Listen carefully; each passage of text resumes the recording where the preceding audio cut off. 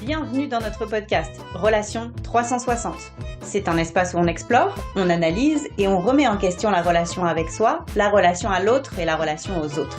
Notre mission, vous apporter de nouvelles perspectives. Alors, accrochez-vous, on fait un 360 ensemble. Coucou ma chérie, Salut Tina. de quoi qu'on parle aujourd'hui?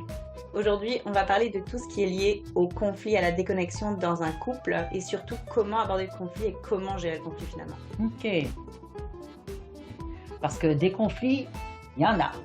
C'est ça, je pense qu'à partir du moment où on accepte la réalité que dans une relation, surtout parce qu'on va chercher, ça va déclencher le miroir de soi-même finalement, la déconnexion, elle est réelle, hein. C'est quelque chose qui est inhérent à une relation et le conflit est aussi inhérent à une relation. Donc, c'est pas grave s'il y a des conflits, c'est juste, il faut par contre aller s'outiller, prendre des outils pour gérer le conflit et prendre des outils pour comprendre un petit peu d'où vient la déconnexion. Ok. Parce qu'il est entendu de croire aujourd'hui qu'on peut être en relation un mois, un an, 10 ans, 100 ans avec quelqu'un sans qu'il y ait de problème. C'est vraiment vivre dans un pays de bébé-nounours, là. Ça n'existe pas. Et ce que je trouve un peu déplorable maintenant, c'est que dès qu'il y a un conflit, dès qu'une mini-incompatibilité, eh bien, les gens se disent, bon, ben, ça vaut pas la peine, je me cache, je vais voir ailleurs. Donc, à quelque part, c'est manquer l'opportunité de dire, il se passe quelque chose, ça vient de déclencher quelque chose en moi, Mhm. et là, de commencer à faire une introspection, vers soi, évidemment, introspection, et d'aller vers l'autre pour dire, mais qu'est-ce qui s'est passé, et pouvoir grandir ensemble de ce conflit-là. Mais comme tu dis, il faut à quelque part savoir l'identifier et savoir est-ce qu'on est outillé pour gérer les conflits. Ouais, tout à fait. Mais tu as raison dans le sens où effectivement, il faut vraiment que les deux personnes aient cette intention ferme de le voir comme une opportunité de connecter ou de reconnecter. Parce que si on voit ça comme quelque chose de désagréable, donc on est dans la fuite, c'est évidemment désagréable, mais on ne peut pas être dans la fuite à chaque fois qu'il y a quelque chose de désagréable. Il faut savoir à un moment donné accepter que oui, c'est désagréable, mais justement, si on est bien outillé et qu'on arrive à communiquer clairement, correctement, on va reconnecter. Et Mhm. là, ça va être agréable. Donc, c'est un petit peu ça l'idée de l'opportunité de reconnexion. Et de dire que effectivement, avec les bons outils, qui sont des outils simples, bah, on peut très bien aller gérer un conflit ou une déconnexion correctement. Et moi, le premier truc que j'aurais en tête, c'est vraiment n'attendez pas. Il faut pas attendre, il faut prendre les choses quand elles sont au stade du petit, pas du grand. C'est même avant le conflit qu'il faut s'en occuper. J'imagine que tu seras d'accord avec moi là-dessus. Totalement, parce qu'effectivement, on laisse passer certaines choses, on laisse passer quelque chose, puis là, ben, on arrive à un moment donné, 5 ans, 10 ans plus tard, et là, on sort tout le panier de linge sale, et ça prend des proportions pas possibles, parce qu'on a laissé grandir tout ceci. Exactement. Il y a Jordan Peterson que j'aime beaucoup, qui Mhm. dit toujours, ben, vous devez prendre 1 heure et demie par semaine pour pouvoir gérer vos conflits, pour pas que les ramener dans la semaine suivante. Et je trouve que c'est une très belle observation, parce qu'il y a toujours des gogos qui nous énervent toute la journée, toute la semaine, toute la vie. Donc, à un moment donné, si les chaussettes sales t'énervent, ben, attends pas que ça devienne sur le point du divorce. Règle ton problème de chaussettes qui traînent dès le premier jour, tu vois. Ouais, tout à Donc fait. là, ça demande de l'attention, ça demande du respect, ça demande de la compassion et de la compréhension et de la considération. On revient toujours aux mêmes valeurs. Et puis le fait aussi, c'est que les gens, je trouve, ne sont pas tolérants à rien. Ils ne tolèrent plus rien. Mm, Dès qu'un petit ami croche, ah bien, la voisine va être mieux. mm. Je vais aller voir ailleurs parce que toi, tu me fais suer. Celle-là ne me fera pas suer. Ben, je suis désolée, tu vas traîner ta même cacabouilla dans l'autre relation parce que tu ne l'as pas réglée. Ça va juste être une autre couleur. C'est un peu ça l'idée du trigger émotionnel. C'est que si on s'en occupe pas, peu Mhm. importe dans quelle relation on est, ben ça va s'impacter sur les autres relations. Donc voilà, ça c'est une illusion de dire ah non non non non les triggers si tu ne t'occupes pas maintenant, donc si tu n'utilises pas encore une fois ton contexte de ta relation présente pour t'en Ouais. occuper, bah tu vas être dans la fuite et puis ta prochaine relation, bonne chance parce que c'est ça. Et Tu vas l'amener avec toi comme un tu vas l'amener bagage. avec toi. Et c'est ce qu'on voit très bien au niveau des unions libres. Je n'ai pas les statistiques, mais au niveau des mariages, on voit très bien que les premiers mariages, 60% de divorce. Les deuxièmes, on est dans les 70-75. Mm, Et dans les troisièmes, on est dans les 83. Donc, ça veut dire que les gens c'est n'apprennent fou. pas. OK? Exactement. Donc, premièrement, je crois qu'on manque de tolérance, c'est-à-dire on ne tolère rien. Est-ce que c'est grave si les chaussettes traînent? Vraiment. Est-ce Mhm. qu'il y a mort d'homme là? À un moment donné, est-ce que tu ne peux pas juste, même si tu l'as dit 10 fois, Ouais. moi je donnais l'exemple, le tapis de bain. Mm. Ça fait 38 ans que je suis mariée, le tapis de bain, tous les matins, il traîne par terre. Mhm. J'ai beau, il n'y a rien à faire, ça rentre pas. Mhm. Je pourrais piquer une crise tous les matins. Ouais. Là, j'ai compris, je tolère, je rentre dans la salle de bain, je prends le tapis de bain, je l'accroche. Mhm. That's it. Mhm. À un moment donné, il faut aussi de dire, ben, regarde, sur quoi je veux vraiment mettre de l'importance? Mhm. Est-ce que tout a de l'importance? Mhm.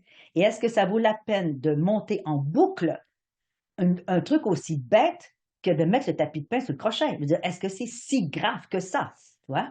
En fait, absolument. Il y a beaucoup de choses dans ce que tu dis parce que un trigger, déjà, comment est-ce qu'on l'adresse et quand est-ce qu'on l'adresse, c'est beaucoup une question de timing. Donc, l'individu va le traiter quand il est prêt à le traiter. Mhm. Et donc, c'est pas parce que la personne en face fait de la pression ou met de la pression encore plus. Ça aussi, c'est quelque chose qu'on apprend. C'est vraiment la personne a son timing, en autant que nous, ça vient pas sur notre truc à nous. Alors, c'est vraiment une danse, mais Mhm. ça se traite dans son timing. Et ce que tu disais tantôt, j'aimais beaucoup le truc du check-in un peu une fois par semaine parce que ça permet de intentionnellement prendre un moment Ouais. où est-ce qu'au niveau du timing, on n'est pas dans un trigger, que plutôt que d'arriver et de dire là, ok, tout de suite, non, ok, est-ce qu'on peut en parler tel moment? Oui, parce qu'au niveau de mon système nerveux, je vais être dans un état où je vais être régulée et Disponible. disponible, absolument. Oui, c'est super important. Mmh. Et puis, il y a des choses sur lesquelles il faut lâcher prise. Mmh. Et là, je suis désolée, là, on va quand même m'arracher la tête, mais les femmes, on a une tendance à vouloir tout. Mais alors là, tout Mmh. contrôler, tu Mmh. vois, la maison en particulier. Ouais. Donc, on veut que tout soit comme ci, comme ci, comme ça. À un moment donné, c'est comme, est-ce que ça vaut vraiment la peine de mettre l'attention, l'énergie, et pour construire un conflit pour des pacotilles? Mmh. De temps en temps, il faut dire, regarde, lâcher Choisir prise. ses batailles. Tout Choisir à ses fait. batailles. Parce qu'il y en a des plus importantes. Si je suis trigger, par exemple, parce que tu écoutes, tu fais ton Game Boy 2 heures par jour, ben là, c'est autre chose. Mmh. Exactement. Là, c'est autre chose. C'est parce que là, t'empiètes sur notre qualité de vie, t'empiètes sur peut-être ce que moi, je considère être Tout respectueux, à fait. t'empiètes sur autre chose que juste de dire, laisse-moi tranquille, je joue parce que j'ai envie de jouer. Mmh. Donc, lorsqu'on est en couple, il faut prendre en compte, effectivement, en même chose, tes besoins et tes désirs. Et si certaines choses ne te plaisent pas, est-ce que je peux les changer? Est-ce que je peux changer mon comportement? Et est-ce que ça vaut la peine qu'on passe autant de temps à discuter pour des pacotilles? Mmh. Oui, tu as vraiment raison et puis il y a aussi un autre élément qui me paraît super important à apporter dans justement le sujet de la déconnexion, le conflit et tout.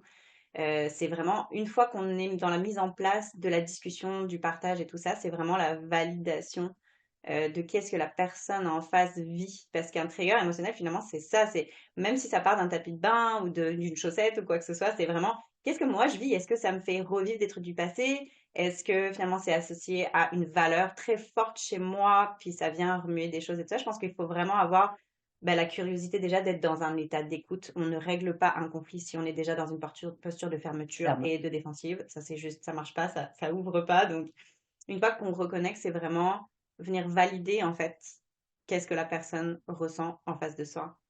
Puis je vais reprendre l'exemple de tapis parce que c'est simple comme Mhm. exemple, là. Quelqu'un pourrait dire, ben oui, mais on s'en fout du tapis, c'est pas grave, c'est juste un tapis. Mais la question qu'il faut se poser à la personne à qui ça dérange, c'est est-ce que c'est le tapis? Is it Non, about the c'est pas le carpet? tapis, là. Tu vois, c'est pas le tapis. C'est qu'est-ce que ça me fait ressentir en dedans Exact. de moi? Est-ce que c'est parce que je sens qu'on me manque de respect? Est-ce parce que je me sens pas écoutée? Mhm. Est-ce que c'est parce que ça perturbe finalement mon environnement esthétique visuel? Mhm. Qu'est-ce que ça vient chercher chez moi? Parce que c'est pas le tapis, c'est qu'est-ce que ça vient chercher derrière. Exact. Et là, c'est à la personne qui a le trigger d'aller faire l'introspection puis de dire qu'est-ce qui fait que ça me dérange.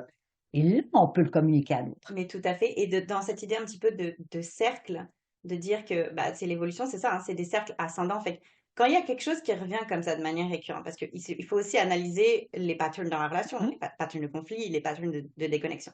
Pourquoi on déconnecte tout le temps sur la même affaire, puis pourquoi on est en conflit tout le temps sur la même affaire? C'est qu'à un moment donné, si le trigger, dans la relation, parce qu'une relation, c'est aussi un espace de potentiel guérison, on est C'est d'accord. clair. On est capable d'aller utiliser le drive de l'amour pour faire évoluer la personne en face de soi. C'est quand même quelque Clair. chose de très beau et de très honorable. Donc, si à un moment donné, on trouve pas comment cette chose-là peut être mise au prochain niveau de cycle ascendant ou d'être en tout cas transmuté d'une certaine façon et qu'il n'y a pas de guérison, là, je pense qu'il y a vraiment la question aussi de la réévaluation qui doit être mise sur la table dans la relation. Parce que si c'est tout le temps les mêmes patterns, puis que les triggers sont tout le temps là de la même manière, Bah, c'est ça. Après, ça peut contribuer à créer vraiment un environnement qui est un peu négatif et où finalement, bah, l'objectif commun, il est plus réellement là, quoi. Parce que souvent, ce sont des comportements qui peuvent être facilement changés. Ouais. Ça peut être, écoute, tu reviens du travail, j'aimerais que tu m'appelles ou que tu me textes quand tu es en chemin. Mmh. La personne peut dire, mais pourquoi que je ferais ça? Elle veut dire, arrête d'être aussi control freak, arrête de me surveiller, arrête de tout.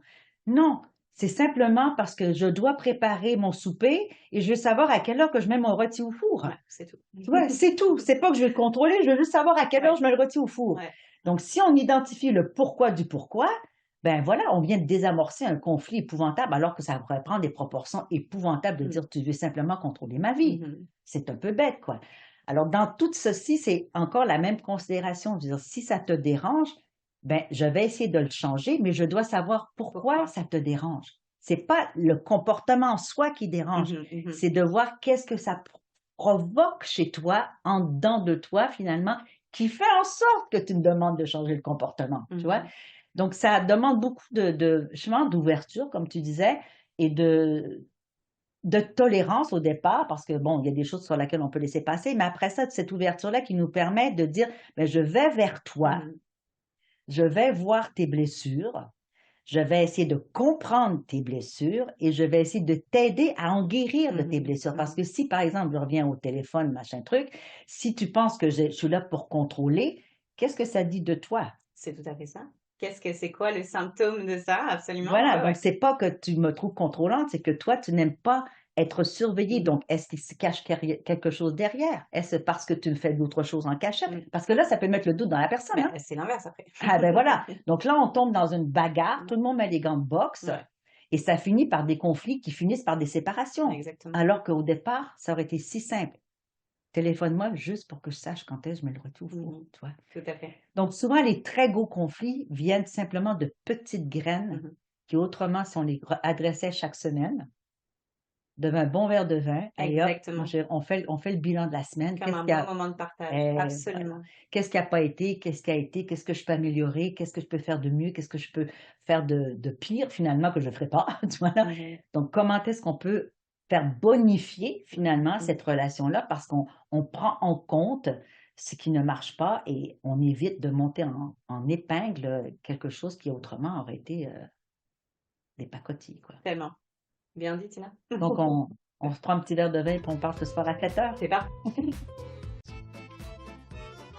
Nous sommes déjà à la fin de cet épisode. On espère vraiment vous avoir inspiré. Retrouvez-nous dans le prochain podcast Relation 360.